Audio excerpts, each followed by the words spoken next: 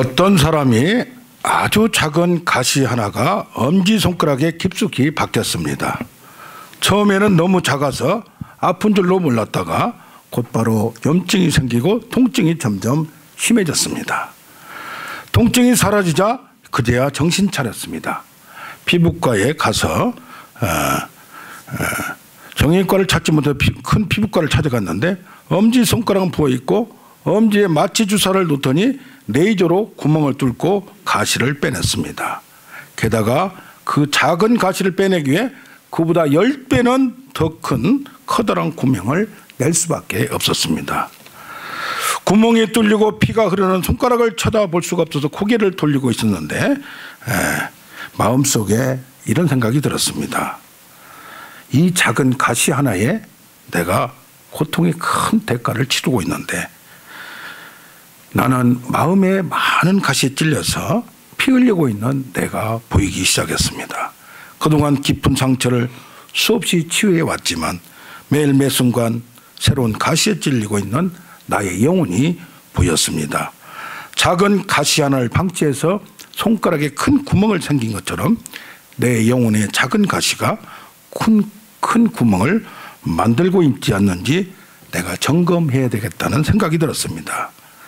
어떻게 보면 때로는 가장 사랑하는 가장 가까운 사람들부터 날라오는 가시를 속수무책으로 받으며 찔리고 또 찔리고 있습니다.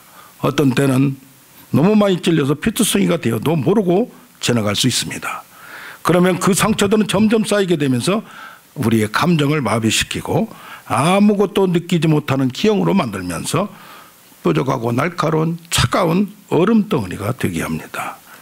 그런데 우리는 아무 문제가 없는 것 같이 생각합니다.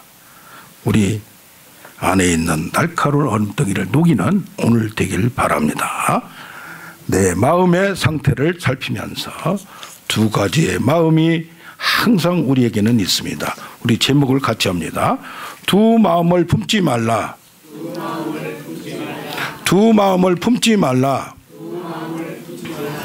첫째로 인간은 항상 마음의 전쟁이 있습니다. 그래서 마음 관리를 해야 되고 내 마음을 내가 지켜야 됩니다. 잠언 4장 23절에 무릇 지킬 만한 것보다 네 마음을 지키라고 했습니다. 열왕기상 18장 21절에 보면 엘리야는 이스라엘 사람들에게 너희가 어느 때까지 둘 사이에서 머뭇머뭇하려느냐, 하나님이냐 바알이냐 선택하라. 우리 신자들도 실제로는 하나님을 믿는다고 하면서 하나님을 따르지 못하고 실제로는 머리로는 하나님을 따르는데 실제로는 세상 가치와 세상적인 생각으로 꽉 차서 내 마음이 허전할 때가 있을 수 있습니다.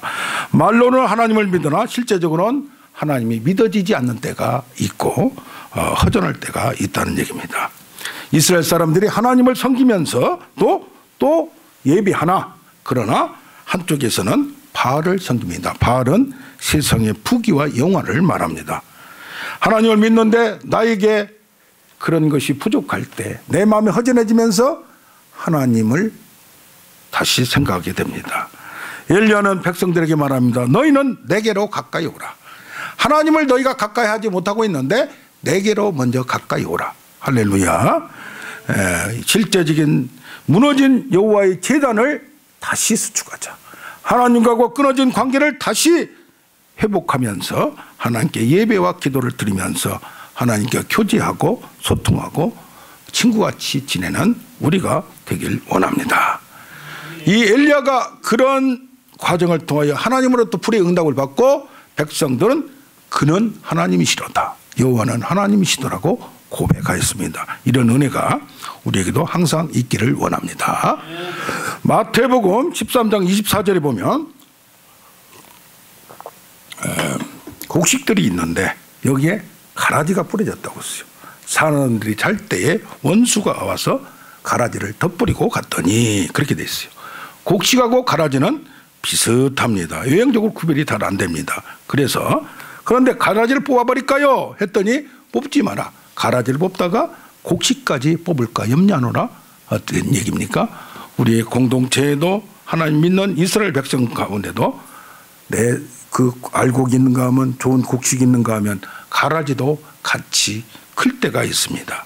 그래서 우리의 나태함, 게으름, 잘못된 습관 그런 것이 자꾸 변화되고 다시 개혁되지 않으면 나도 모르게 공동체에도 이스라엘 나라에도 이러한 가라지들이 가시던 분들이 알곡을 곡식을 덮을 때가 크지 못하게 할 때가 있다는 얘기입니다. 가시떨기가 뿌려지는 것은 어떤 얘기냐? 곡식이 있는데 가시떨기가 뿌려져서 풀이 무성해서 곡식이 자라지를 못합니다. 크지 못합니다. 무슨 말입니까? 세상의 염려와 재물의 유혹으로 세속적인 생각으로 인간적인 생각으로 이것이 꽉 차일 때가 있습니다. 우리 공동체에도 항상 깨어서 경성하여 새로운 변화와 새로운 영성으로 나가야 될 줄로 믿습니다. 교회 역사에서 볼 때도 종교개혁 후에 그전에는 가톨릭 하나만 있었어요. 교황이 너무 큰 권력과 돈을 갖고 하다 보니까 부패하기 시작했어요. 그래서 종교개혁이 일어났는데 이건 또 문제는 뭐냐? 너도 옳다 나도 옳다가 아니고 분파가 너무 많이 생기고 서로 자그마한 것 가지고 싸우기 시작했어요.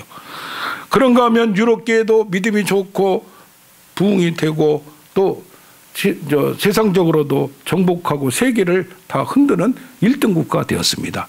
그렇게 많은 풍성해짐으로 말미암아 이제는 하나님을 멀리 떨어지기 시작했습니다. 그러면서 지금은 교회가 변하여 사원이 되고 이스라엘 사원이 되고 교회가 변하여 술집이 되는 이런 결과가 나타났습니다.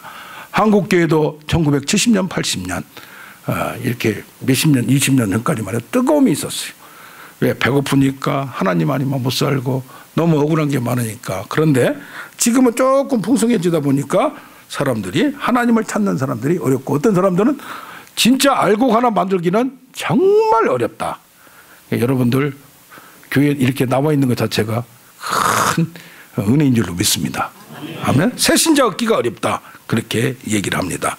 그러면서 얘기해요. 가라지가 알곡이 될 수는 없다. 곡식이 될 수는 없다. 성경이 뭐라고 말했느냐?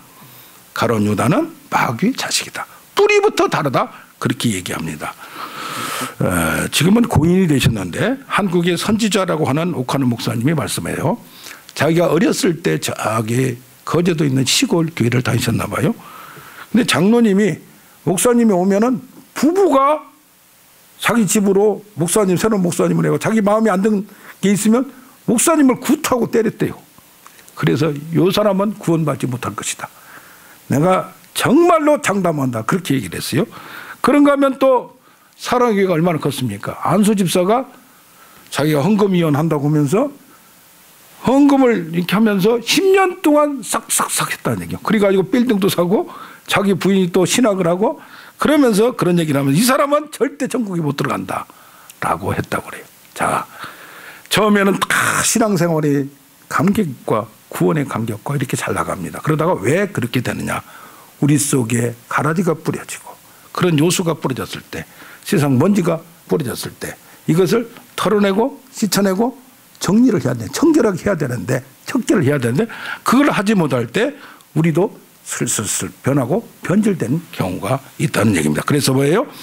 가라지적인 요소를 하나씩 뽑아가면서 뼈를 깎는 자기 성찰 그런 하나님의 빛으로 조명이 되어서 이렇게 어둠이 드러나고 내 속에 있는 게 드러나면서 더 깨끗해지고 하나님과 가까이 갈 수 있을 줄로 믿습니다. 오늘 보면 1장 8절에 뭐라고 하냐면 두 마음을 품어 모든 일에 정함이 없는 자로다 그랬어요.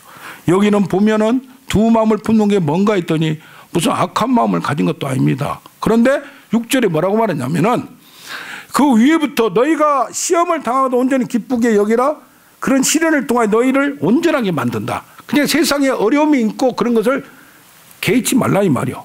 그러면서 부족한 몇 개 만들려고 하는데 그걸 너희가 생활하면서 하나님이 너희한테 콕 집어주고 이런 것을 알려줄 때 너희가 깨닫지 못하면 지혜를 충만하게 주시는 넘치게 해주시는 하나님께 구하라.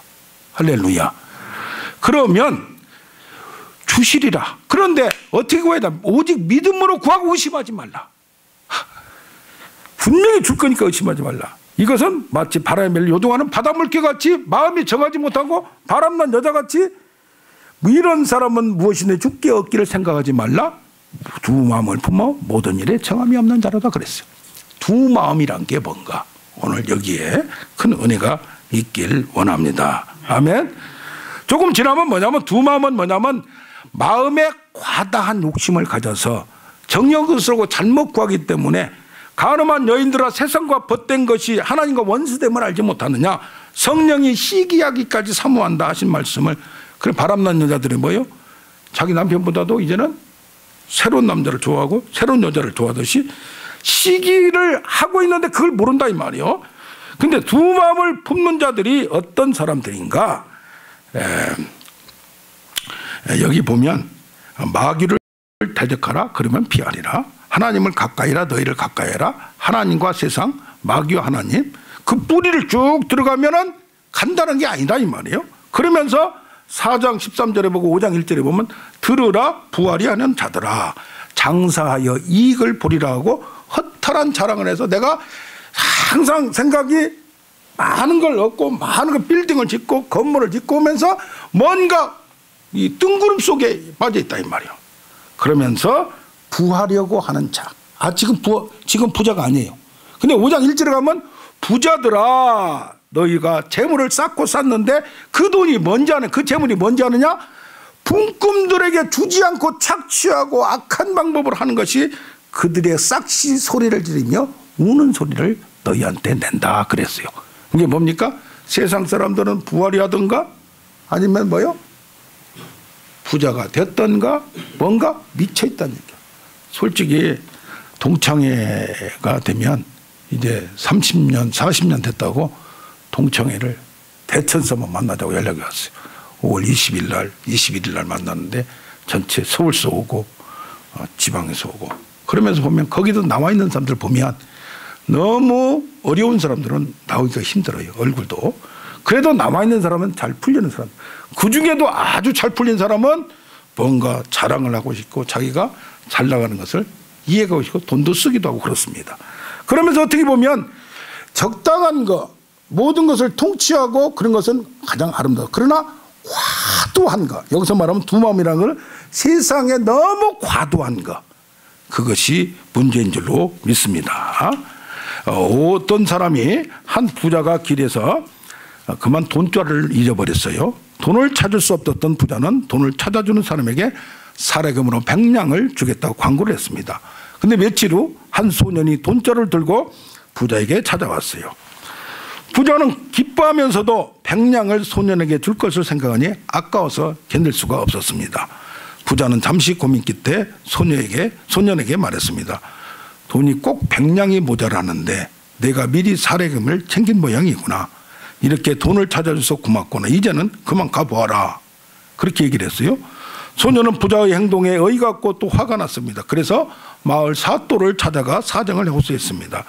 사또는 부자와 소년을 불러서 먼저 소년에게 물었습니다. 너는 자루에서 돈을 꺼낸 일이 있느냐? 없습니다. 사또가 부자에게 물었습니다. 자네가 잃어버릴 때 돈자루에는 얼마 있었나? 500냥입니다.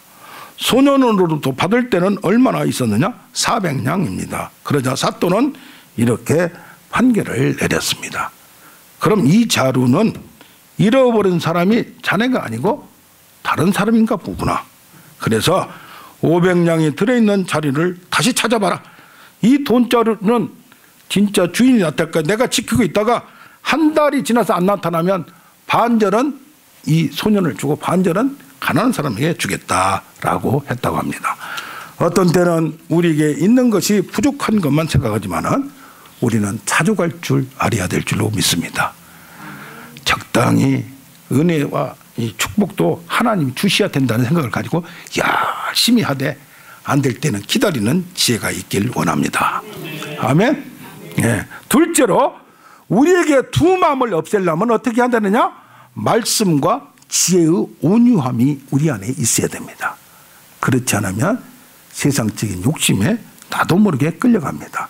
여기 1장 18절에 보면 자기의 뜻을 따라 진리의 말씀으로 우리를 낳으셨다고 했어요. 우리를 누가? 하나님이. 뭘로? 진리의 말씀으로. 나는 길이요 진리요 생명이니 나를 믿는 자는 영생을 얻겠고. 할렐루야. 그래서 영혼을 능히 구원하는 말씀, 이 말씀 성경에 기록된 말씀, 설교를 통해서 선포된 말씀이 믿어질 때 하나님을 만나는 계기가 되고 체험이 있을 줄로 믿습니다. 하나님 어떻게 만납니까? 하나님 봐야 됩니까? 말씀이 믿어지는 것이 바로 하나님 만나는 거예요. 할렐루야. 그런데 여기 뭐라고 나왔냐? 뒤에 보면 푸른 불과 꽃은 떨어지나 하나님의 말씀은 영원하다고 뒤에 나옵니다. 부자들도 가난한 자들도 다 육체가 돼서 나이가 들면 다 떨어져요. 그렇게 권력이 많던 사람도 그렇게 돈이 많던 사람도 갈 수밖에 없어요. 그런데 우리에게 진리의 말씀으로 구원을 받고, 할렐루야. 1장 21절을 보면 마음에 심어진 말씀을 온유함으로 받아라 그랬어요. 온유함으로 받아라. 부드럽게 받아라 이 말이에요. 하나하나씩 채워나가라 이 말이에요. 소유하라 이 말이에요. 그러니까 예수를 믿었으면 여기 모든 더러운 것 넘치는 악을 버리고 말씀을 선택하여 나에게 차근차근 마음에 심어두라는 얘기입니다. 할렐루야. 듣기만 하지 말고 말씀에 순종하여 말씀대로 행하는 자가 되라는 얘기예요. 우리가 구원받는 것은 이 주 예수 그리스도가 나를 위해 죽으시고 십자가에서 죽으시고 3일 만에 부활하심으로 말미암아 내가 죽었다가 다시 새로운 생명으로 살아남을 믿는 것이 바로 구원의 믿음입니다. 구원은 믿음으로 되지만은 우리가 바뀌어지고 하나님의 사람으로 온전하게 되고 이 땅에서 하나님의 거룩한 생명으로 그 에덴 동산의 능력을 내가 통치하고 이루려면 하나님의 사람으로 변화되어 가야 될 줄로 믿습니다. 한 번에 변화되지 않습니다. 천천히 느낀 대로 깨달은 대로 오늘 한 가지 한 걸음 두 걸음 나아가다 보면 나도 모르게 변화돼 가는 겁니다. 할렐루야. 말씀을 듣고 즐거워하고 자기 자유를 느끼고 기뻐하지만 하지 말고 준행하여 복을 받아라 그랬어요. 그리고 자유롭게 하는 율법 최고의 법을 실행하라 그랬어요. 믿음이 있노라고 실행하지 않는다면 그건 믿음이 없는 거나 똑같다. 우리가 완전할 수는 없고 마음으로는 안 믿어지는데 행동으로만 된다고 되는 게 아니고 내가 하려고 내 몸을 제어하면서 나가길 원한다는 얘기입니다. 할렐루야. 그래서 말만 하고 행함이 없는 믿음은 죽은 믿음이다. 믿음은 헛것이다. 그래서 왜요? 말씀이 육신이 되어 예수님이 됐어요. 하나님이 사람이 되었어요. 그러니까 하나님의 대사하려면 예수를 통해서 알아야 돼요. 예수님의 말씀을 통해서 알아야 돼요. 그런데 우리에게 뭡니까? 우리는 육신이 육체예요. 육체가 말씀이 돼야 돼요. 말씀을 먹었으면 이것이 고기를 먹고 오늘 점심 뭘 맛있는 걸 준비했대요. 할렐루야. 그런데 그것이 먹고 소화가 돼야 내 몸이 조직과 세포가 모든 것이 건강해지는 거예요. 나의 영혼도 하나님의 말씀을 먹었으면 내 육신이 이제는 예수님은 말씀이 육신이 되죠. 우리는 육신이 변하여 말씀이 돼야 돼요. 내 안에 말씀은 온유한 말씀을 차곡차곡 채우다 보면 내 안에서 뭐가 나가요? 말씀이 나가요. 내 입에서. 그래서 말하는 말이 아니고 타는 말이잖아요. 홀스. 말에게 재갈을 물리는 것은 딱 물리고 소에다가 물리는 것은 우리에게 사람에게 순종하게 내가 끌면 따라오잖아요. 그렇듯이 하나님의 말씀이 나를 채우면 그 말씀이 나를 내 생각과 마음과 육체를 통제한다는 얘기예요. 내 입을 통해서 뭐가 나가요? 말씀이 나가요. 할렐루야. 나는 육체고 나는 어떻게 보면 양면성으로 내가 인간은 어떻습니까? 인간의 마음에는 두 구멍이 있어요. 더러운 구정물을 내는 정욕의 구멍이 있어요. 인간은 어떻게 보면 뭐예요? 동물이나 똑같아요. 한쪽에는 육체예요. 그러나 영적으로 또 영혼이 있고 마음이 있고 맑은 물을 내는 다른 한쪽에는 성령의 샘물이 나와요. 죄와 찌꺼기를 고백을 통하여 다 치우고 청소하고 닦고 하다 보면 우리 속에서 성령의 샘물이 나고 말씀의 샘물에서 흘러 넘칠 줄로 믿습니다. 우리 마음에는 양면성 있는 생명의 근원이 된 말씀이 있으면 내 속에서 생명을 살리는 것이 나가는데 내 속에 욕심이 꽉 차 있으면 말씀이 아니고 욕심이 찼으면 뭐만 나와요? 불평과 원망이 나오고 안 될 경우 또 잘 되면 뭐요? 자랑과 교만이 나와요. 그러니까 뭐요? 부패의 원천이 돼요. 그러니까 마음을 샘물을 잘 관리를 해야 돼요. 샘물도 옛날에 쫄쫄 나오다가 관리를 못하면 어떻습니까? 흙탕물이 되고 더러운 물이 돼버려요. 어떻게 보면 거기에서 먹다가 믿고 먹다가 큰 병을 가질 수가 있어요. 그래서 뭡니까? 하나님 말씀이 나를 통제하면 인간의 마음의 말이 아니라 하나님의 마음이 나옵니다. 할렐루야. 아멘. 저 사람을 쳐다보는데 내 속에서 생각해서 하나님의 마음이, 하나님의 말씀이 나를 구체적으로 지적하여 나오게 만듭니다. 말이 달라집니다. 부드러워집니다. 그래서 성경의 1장, 창세기 1장 2장 만물을 통치하라 다스리라 했는데 우리는 뭐야? 야고보 3장 7절에는 만물을 너희가 통치하나 말은 통치 못한다. 이거 어떻게 보면 주둥아리라고 합니까? 이거 하나 세치도 안 되는 입을 마음대로. 왜냐하면 아람은 그냥 근질근질해서 안 되고 성격대로 그냥 해야 속이 시원하니까. 부부 중에 남편이 물었어요. 당신 다시 태어나면 나하고 결혼할 거야? 그러다가 성질대로 솔직하게 미쳤어? 내가 당신만, 내 일생에서 당신만 하는 게 최악의 악이야. 흘러다가 아이고 이왕이면 늙었는데 기분이나 좋게 해주자. 그럼 그렇고 말고 나 같은 사람을 당신을 만나게 해주신 거 감사해. 아주 마음은 꾹 참고 거짓말을 했습니다. 웃어가면서 다시 해도 당신 같은 사람 만난 게 행운이겠지 라고 했더니 그렇게 좋아하는 거예요. 그래서 그 다음부터는 거짓말을 했대요. 그러다 보니까 사이가 좋아져요? 안 좋아져요? 좋아지는 거예요. 이런 걸 화이트 라이라고 합니다. 하얀 거짓말. 이렇게 해서라도 우리는 사람 관계에서 내 말을 내가 통제하지 못할 때는 이게 뭡니까? 내 말씀이 통제한다는 얘기는 내가 하고 싶은 얘기를 지지대고 막 품어대는 것이 아니라 내 생각을 내가 제어하라는 얘기예요. 통치하라는 얘기예요. 그러다 보면 그냥 미쳤어? 그러다가 제일 좋았어? 라고 말이 바뀌어지면 반응이 바뀌어지고 서로 관계가 달라질 줄로 믿습니다. 야고보서에는 성령에 대한 언급이 하나도 없어요. 말씀의 통치, 뭡니까? 저는 불의의 세계, 지옥불이 나온다. 창조 질서를 혼돈하게 만들고 말씀의 혼돈 때문에 말씀이 내 안에 박히지 않으니까 내 말이 헛말이 나가고 불평, 원망의 말이 나간다는 얘기입니다. 이게 뭡니까? 말씀이 심어진다는 얘기는 성령으로 역사가 이루어지지 않으면 되지 않는 거예요. 할렐루야. 왜 야고보서는 성령이란 말이 없는가? 성령은 감정이 아니에요. 성령의 감동과 그것이 합쳐져서 내 안에 결단되고 내가 감정되고 느낀다고 말하는 것이 성령의 감동이 아니에요. 내가 조합되어서 감정이 아니라 뭐요? 마음과 생각의 통제를 받고 내 이성의 통제를 받는 거예요. 할렐루야. 그러니까 성령이 충만하면 아무렇게나 말하고 뭐양 하는 것이 아니라 내 악한 생각들이 다 통제되어서 말씀으로 통제돼서 내 속에서 성경은 그러나 내 속에 기쁨이 있기 때문에 말씀에서 나오는 말이 사람을 감동시킵니다. 할렐루야. 하나님과의 관계에서는 하나 우리는 말씀을 받습니다. 공동체 내에서는 딴 사람과 우리 말씀이 나를 통하여 말이 나갑니다. 그러나 세상에 대해서는 여기 뭐요? 지혜의 온유함이 있어야 된다고 말합니다. 할렐루야.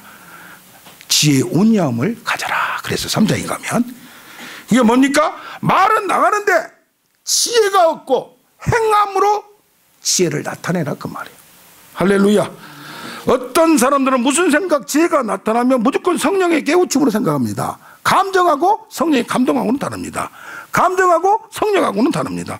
분별력이 없으면 자기 것을 자기가 판단하고 분별하에 말씀의 통제를 받지 못하고 순종하지 못합니다. 그래서 뭡니까? 자기 마음대로 판단해버린 것이 자기 감정이 성령의 감동으로 착각할 수가 있어요. 그래서 뭐요?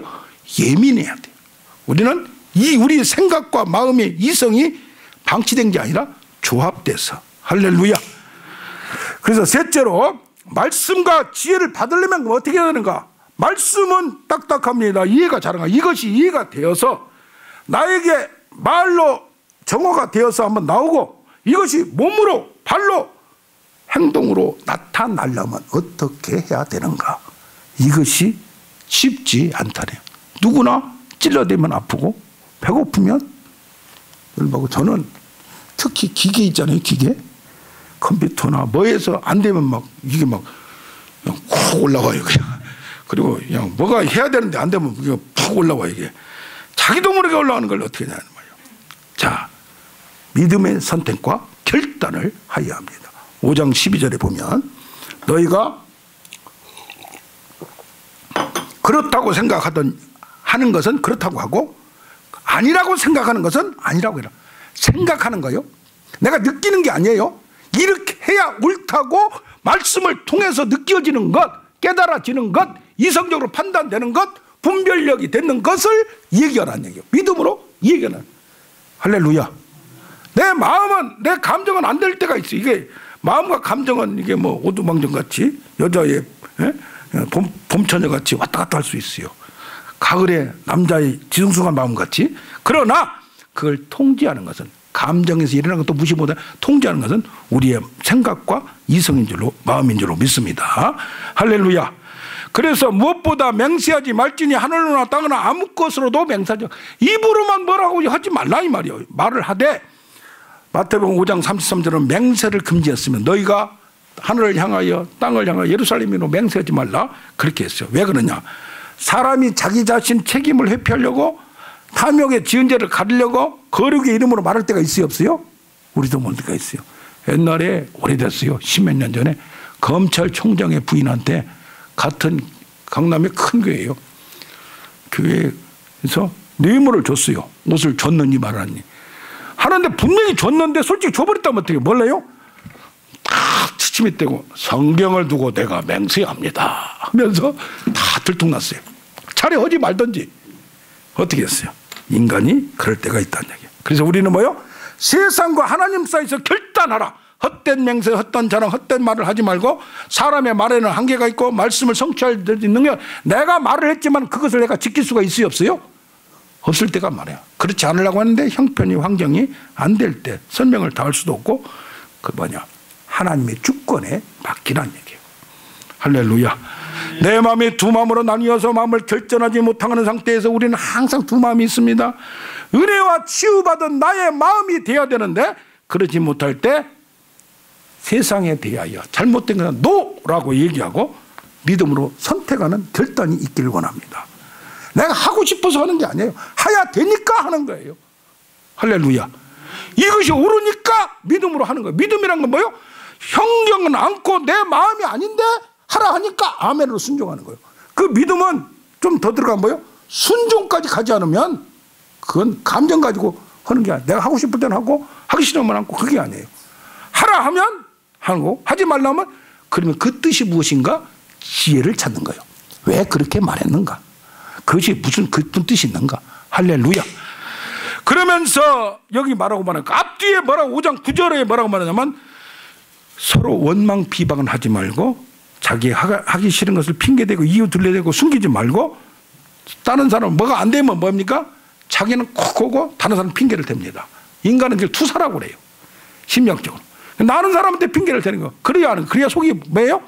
편할 때가 있어요. 어떤 때는 너무 자기가 책임지려고 할 필요가 없어요. 또 그럴 때는 너무 오는 것은. 그러나 과도기한 것을 얘기합니다.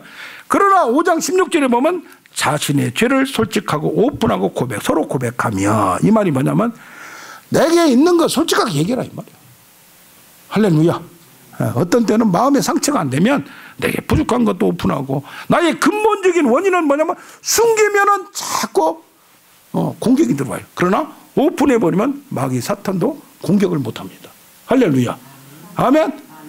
내가 부족하면 부족한 대로 근본적인 마음도 굉장한 그 몸과 같이 굉장히 관리를 잘 해야 될 줄로 믿습니다. 그렇게 되면서 하나님을 선택하고 믿음으로 선택했는데 내 능력이 안 돼요.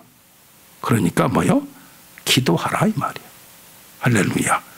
서로 따라서 서로 기도하라.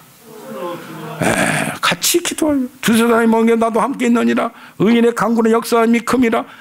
요새는 10명만 있으면은 뭐든지 할 수 있는 거예요. 그냥 그러면 2명만 있어요. 두세 사람이 2명만 모이면 설교하고 들을 수 있어요. 근데 혼자는 설교하고 자기가 못 그런 사람도 있기는 있다고 하는데 아무튼 혼자는 외로워요. 그냥 혼자 하는 것을 하는 사람은 이게 돌을 친 사람이야. 어느 단계 오르가. 그러나 우리는 엘리야도 성경이 같은 사람인데 그가 비가 오지 않기를 간절히 기도한 즉 3년 6개월 동안 비가 안 오고 다시 기도한 즉 하늘이 열리고 하늘을 열었다 닫았다 하는 사람이 우리와 똑같은 사람인데 왜 그러냐? 하나님의 말씀을 따라서 1대 850도 죽음을 가가고 싸우라! 그러니까 싸우니까 그런 거예요. 이런 것, 이 양반이 대단한 게 아니고 이 양반도 그 나중에는 도망가가지고 숨고 울고 그러잖아요. 넘어지고 그러잖아요. 그러나 뭡니까? 그러면서 뭐라 하나? 길이 참으라. 마지막에 승리를 우리는 장담할 줄로 믿습니다. 지금은 어떤 때는 말씀하고 이루어지지 않고 성취가 되지 않을 때 갈등을 하고 두 마음이 있습니다. 솔직히 그렇게 기도했는데 그렇게 믿었는데 왜 그런가? 그런데 농부가 귀한 열매를 기다리기 위해서는 이른 비와 늦은 비가 분명히 있는데 그걸 기다리라. 때가 있다. 할렐루야. 주의 이름으로 말한 이들이 고난과 오래 참에 보험이 된 것 같이 본보기가 된 것 너희도 좀 참으라. 따라서 좀 참으라. 좀이 얼마인지가 이제 문제지만은 너희를 핍박하고 욕하고 힘들게 하면 기쁘게 여기라. 선지자들도 이 같은 대접을 받아니라. 그러니까 뭐요? 우리에게 그런 경우가 있을 때 큰 보상이 있음을 믿는 하나님의 축복이 있음을 믿는 우리가 되길 원합니다. 할렐루야. 그렇게 하면 오늘 1장 9절에서 11절에 나온 것 같이 낮은 형제는 자기의 높음을 자랑하고 여기 낮은 자는 하나님을 믿되 아주 학대당하고 어려운 자입니다. 그러나 분명히 높여줄 때가 있음을 믿고 자랑하라 이 말이에요. 할렐루야. 부한 자들은 자기의 낮아진 때가 있고 겸손하라. 불의 꽃같이 지나가고 다 떨어지고 모양이 아름다움이 다 없어지나 부한 것도 모든 것 다 없어지나 뭐 한다고요? 하나님의 말씀은 영원히 서리라. 할렐루야. 아멘. 아멘. 예. 여러분 아시고 계신지 모르지만 우리 가운데 국민 배우 누가 있어요? 김영애 씨가 있어요. 어떤 분은 그분이 마지막 촬영을 할 때 월계수 뭐 양복점 뭐 있잖아요. 촬영을 할 때 아이고 저도 그랬어요. 저렇게 아픈데 뭐하게 나와서 그런가 그랬는데 나 인생에 굴곡도 있고 오욕도 있고 핀잔 들 것도 있다.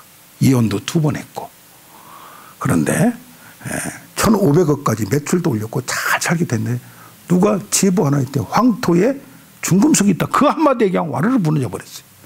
그 다음에 어려움을 당하고 2012년도에 췌장암을 가졌어요. 그러나 배우라면 프로여야 된다. 아픈 곳을 얘기 않고 그걸 출연을 했습니다. 그럼 어떤 때는 약을 먹고 술을 먹고 중독이 되고 그러면 이걸 이겨나갔어요. 그러면서 과정 중에 예수를 믿었어요. 그러면서 천국의 소망을 가졌어요. 내가 이까짓 거 지금 그렇지만 나에게 배우라는 직업을 준 거에 참 감사하고 내가 힘들지만은 죽을 때까지 내가 출연해야 되겠구나 해서 마지막 출연까지 한 줄로 믿습니다. 그러면서 하는 말이 그래요. 믿음이 이렇게 좋은지 몰랐다. 마지막 한마디가 뭔지 압니까?